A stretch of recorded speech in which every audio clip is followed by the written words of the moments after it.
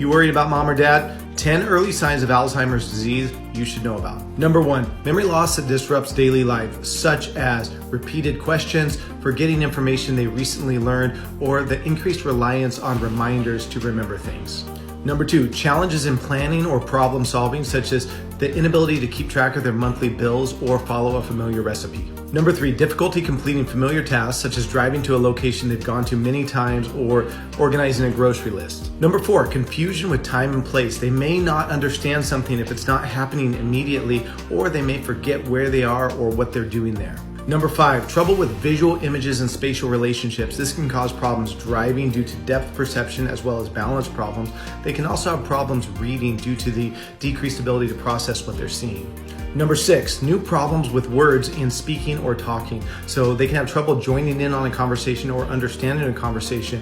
And they can also often have problems where when they are speaking, halfway through, they just kind of stop talking because they don't know how to finish that conversation.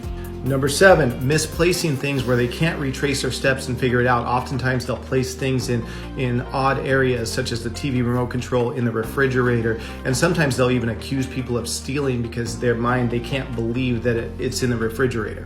Number 8, poor judgment. Now, this can be a person that is known for making sound decisions, but suddenly the decisions they're making, everybody kind of scratches their head and says, what are they doing? This also can affect their grooming and their hygiene.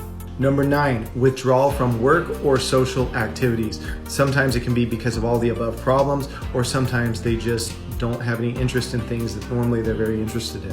And finally, number 10, changes in mood or personality, which can be one of the most disturbing because sometimes it's grandma who's always been known to be nurturing, sweet, and loving, and suddenly she's cursing out the grandchildren. She's very hostile. She suggests spanking them. If these signs and symptoms sound familiar and you're worried about a loved one, make sure they get checked out by a physician to be safe.